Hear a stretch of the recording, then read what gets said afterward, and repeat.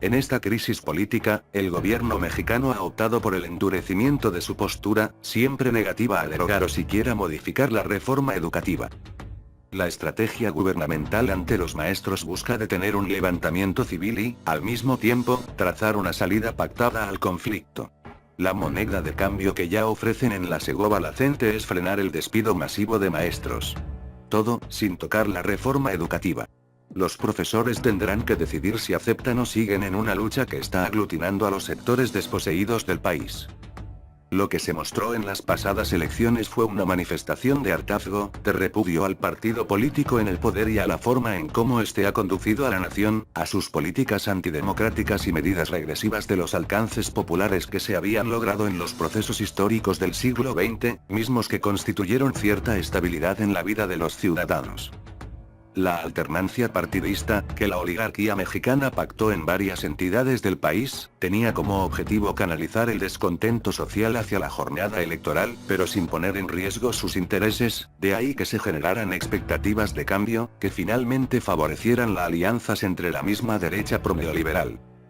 Se trataba de desviar o evitar un posible levantamiento social de alcances nacionales que atentara contra la viabilidad del proyecto oligárquico impuesto a través de las reformas estructurales, el cual ha puesto en marcha el desmantelamiento de la soberanía económica, energética, territorial, educativa y política de México. En este ambiente, si bien un sector del magisterio disidente tuvo una participación relevante, incluso colectiva y organizada, en favor de la izquierda progresista que se manifestó por echar abajo la reforma educativa, no agotó en la vía electoral sus posibilidades de lucha contra esta medida. La lógica inherente a los maestros continúa desde el terreno político, por la vía no institucional, sino de la movilización social. Sin embargo, la lucha magisterial agudizó la crisis de hegemonía en el sistema político mexicano, no solo porque debilitó al partido gobernante o porque ha cimbrado sus principales figuras presidenciables. También evidenció su incapacidad para generar un clima de gobernabilidad en medio de diversos conflictos sociales que ellos mismos dejaron crecer. Las demandas por la estabilidad laboral que encabeza la CENTE, y que por supuesto son legítimas, han visibilizado otras inconformidades que no aparecían en el escenario político. Detrás de la respuesta represiva al magisterio se dejan ver los proyectos de privatización, eso avispa a todos los actores educativos y a la misma sociedad civil, unas veces en la manifestación social y otras en formas de solidaridad que garantizan las condiciones de lucha por la defensa de la escuela pública. Entonces, junto a las muestras masivas de movilización popular, también hay una red de inconformidad que deposita en los maestros, más que en los partidos políticos, sus anhelos de tener una vida mejor.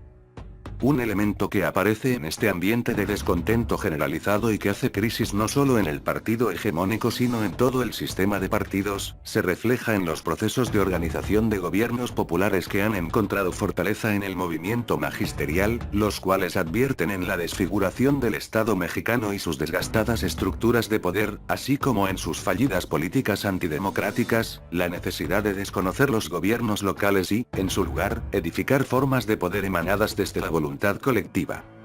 Nochixtlán no ha sido el único caso en medio de este conflicto, en el que se haya decidido conformar poderes alternos. En varias poblaciones de Chiapas, donde los maestros tienen fuertes raíces, las comunidades indígenas que decidieron respaldar a sus profesores y encabezar las más radicales acciones de presión contra la reforma educativa, ya discutían o habían iniciado la conformación de autonomías.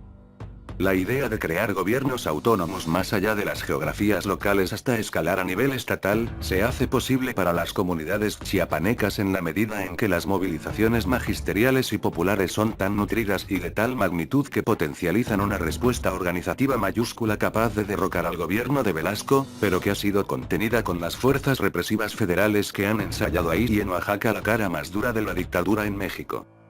En esta crisis política, el gobierno mexicano ha optado por el endurecimiento de su postura, siempre negativa a derogar o siquiera modificar la reforma educativa.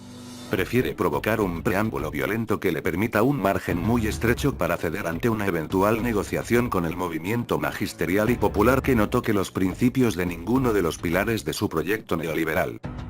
La masacre de Nochixtlán, la criminalización, persecución y encarcelamiento de los defensores de la educación pública, El uso constante de toda la logística contrainsurgente por parte de los cuerpos policíacos y militares para combatir a los maestros y los brotes de rebelión popular, pero también la represión administrativa traducida en despidos y descuentos salariales indiscriminados a los trabajadores de la educación, son escenarios maquinados por el Estado. La estrategia gubernamental se propone, en primera instancia, detener la amenaza de un levantamiento civil y, en segundo plano, trazar una salida pactada al conflicto magisterial sin tocar la reforma educativa, pero ofertando en la mesa de diálogo ponerle un freno a su plan de aniquilamiento masivo y selectivo contra la gente como moneda de cambio.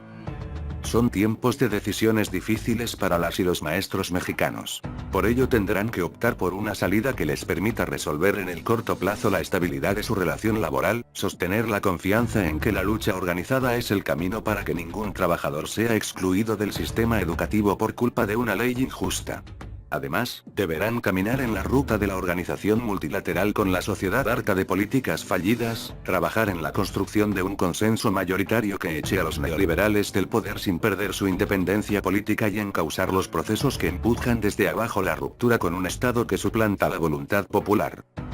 Lev Moujaid Velázquez Barriga, doctor en Pedagogía Crítica y Educación Popular, miembro de la Coordinadora Nacional de Trabajadores de la Educación CENTE en Michoacán.